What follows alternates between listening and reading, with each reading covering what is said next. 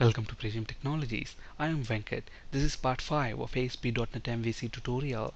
In this video, we'll discuss views in an MVC application. Please watch part 4 before proceeding with this video. Now let's say using our MVC web application, I want to display the list of countries as you can see on the slide here. Let's see how to achieve this. Let's flip to Visual Studio. So at the moment, if you look at this index action method within the HomeController class, it's actually returning a string. Now if you look at the list of country names, they're nothing but list of strings. So let's change the return type of this function to list of string. Okay, and then to display the list of countries, I don't need these two parameters, so let me get rid of them. And then since the return type of this action method is list of string, let's actually return a new list of string. And then we actually want to return a list of countries back. So let's hard code some countries here. In reality, we may retrieve them by interacting with a WCF service or by retrieving them from a database table, etc. Okay, but for now, to understand views, let's actually hard code the names of countries within this new list of string object. So let's say, for example, I want to return India as one of the country, and then US, UK, and Canada. Alright, so now let's go ahead and run this. And one more thing, we don't need this get details action method, so let's get rid of that, and let's go ahead and run this application and see what's going to happen. What do we expect? We expect the list of countries to be displayed like this on the form once it renders, but let's see what's going to happen. Look at this. Instead of rendering the list of countries, it actually is printing the name of the type. Okay, so if you look at what is the return type of this function, it's list of string. But look at the IntelliSense list of string class. It's actually present in System.Collections.Generic namespace, and that's what is printed on this form right here. Okay, so to correct this error, to correct this, it's not an error, but it's actually incorrectly printing the type name instead of looping through each country and then printing those country names. Okay, so to fix this, we can actually add a view. So what are views in Model View Controller? The purpose of a view is to render the data, is to format the data in the way we want and present it to the end user. So we give view some data, and then in the view itself, we specify how we want to format it. Do you want to bold it, underline it, or you want to present it using a table, using an unordered list or a bulleted list, etc. That's what is the job of the view, to format the data and then present it to the end user. So we are going to give this data, the list of strings, to a view, and that view is going to determine how to format that and how to present it to the end user. Okay, so we want to return a view from this controller action method. And to return a view, first we need to add a view to this project. And to do that, right click anywhere on this function and then select add view. And look at the add view dialog box. Look at the name of the view. It's index. Okay, the name of the view is matching the name of the controller action method here. And then we're going to make use of Razor View Engine. So let's select Razor as the view engine, and then leave the rest of the defaults. We'll discuss strongly typed views in a later video session in a very great detail. Okay, but actually before I click add, let me cancel out of this. And let's look at Solution Explorer. Look at this views folder. At the moment, it doesn't have any other files and folders except for web.config file. We'll discuss the purpose of this web.config file in a later video session. Now, let me go ahead and add a view. So add view. I'm going to leave the defaults there and click add. So this should add a view with name index.cshtml to our solution, to our project. Let's see where it has added. Look at this. Within the views folder, I've got another folder here, home, and within that home folder, index.cshtml is present. So why did this add this home folder? Because if you look at the name of the controller, it's HomeController, and this HomeController can have several action methods. Okay, so all the views that are related to this HomeController will now reside within this home folder of this views folder. Okay, alright, so for our index action method within the HomeController to be able to return a view, there are some changes that we need to do. First, we need to change the return type of this function.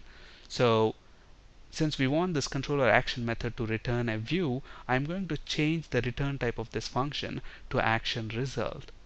And then ultimately what we want to do from this function, I want to return a view, so I'm going to say return view. Okay, so which view is this function going to return? Since here, look at the name of the controller action method, it's index. And where is this index action method present? Within home controller. Okay, so MVC uses some conventions by default. So because of those conventions, what it's going to do, it's actually going to look within the views folder for views, and then the name of the controller is home, so it's going to find for home controller. And then within the home controller it checks, okay, is there a view with name index.cshtml? If it's present there, it's going to pull that out from there and then render that. Okay, alright, so that's what this return view is going to return. It's going to return this view. And then look at what we want to do with that view. We actually want to display the list of countries like this. Okay, so where do we store this list of countries? So obviously from this controller action method we need to pass these list of countries to this view. Okay, so how do I pass data from a controller to a view?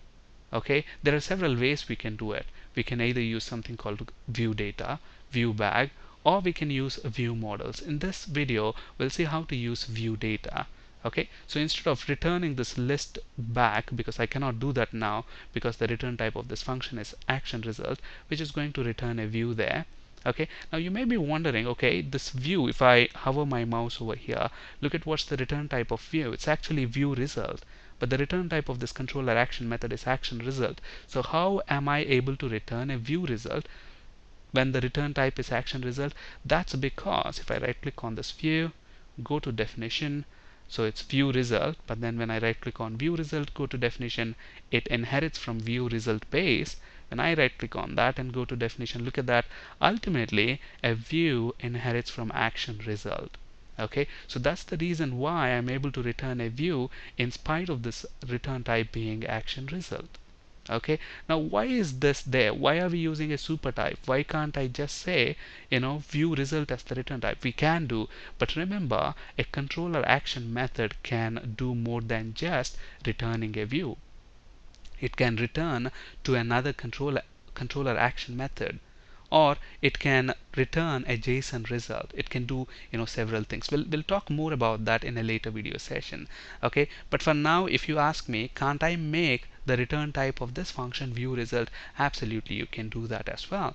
So if I make this view result, for example, it's still going to work. Why? Because I'm just returning a view, and a view is going to return a view result back. They match, so no problem. Alright, but then before we return a view, as from this controller action method, we need to store this list of countries somewhere so that the view can pull them out and then print them. So where am I going to store them? I'm going to use something called ViewBag object for this. So there's something called ViewBag. So I'm going to make use of that object, and then here, look at this, I can use some dynamic properties on this. I can give any meaningful name. For example, these are list of countries, so I'm going to use a property on this, a dynamic property, countries, and into that I'm going to store this new list of string. Okay, so this property is dynamic property. You can use countries, or you can give it any meaningful name that makes more sense. Okay, so what are we doing in this controller action method? We are storing this list of countries within this property of this ViewBag object, and then we are returning a view. And which view is this going to return? This is going to return this index.cshtml. So within this view, now what we need to do? We need to retrieve those countries out of that ViewBag object and then display them to the user using an unordered list. Okay, so let's change the code in index.cshtml. First of all, we want to have the title as countries list, so let's change that to countries list, and then let's have the same title for the page. Okay, now if I want to print an unordered list like this, we use nhtml unordered list. So I'm going to make use of unordered list, and then each country should be displayed as a bullet item. So within an unordered list, we will have a list item, right? So now what we need to do, we need to loop through. So we need to loop through each country. But where are these countries stored? They are stored in this country's dynamic property of this ViewBag object. So retrieve those countries. So what I'm going to do here is for each, look at that. Now I have some HTML here, but I also need to write some C# code. So how do I switch between C# and HTML? I use the symbol @ in Razor. Okay, so now when I type for each, look at that, I get IntelliSense as well. For each string str, let's call this variable country in, where are our list of countries present? It's present in ViewBag object. And what is the property that we have used to store those countries? It's countries property. So let's copy the property and what we want to do. So for each country we are looping through, and then basically we want to display this country inside a list item. So I'm going to put it there. That's it.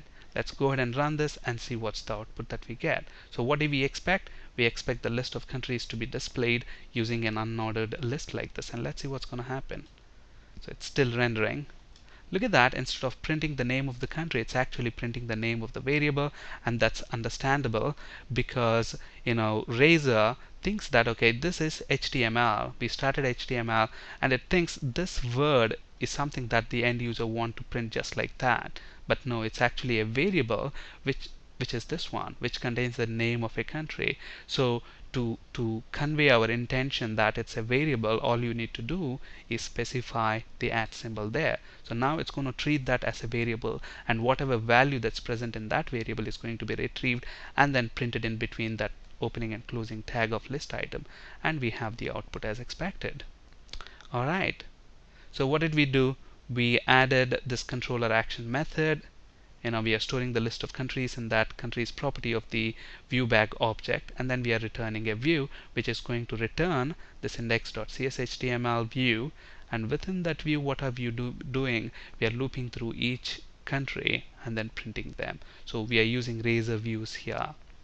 Alright, and that's what is the picture is doing here. Look at that, this is the action method that gets invoked, and this returns this view.